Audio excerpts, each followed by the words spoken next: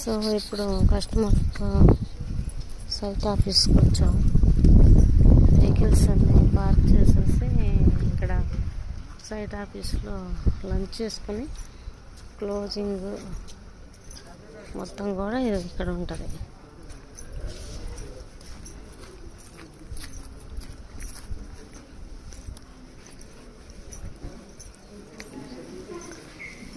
వాళ్ళు వస్తున్నారు.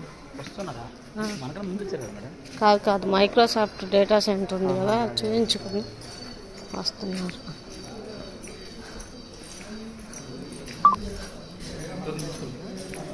తీసుకుని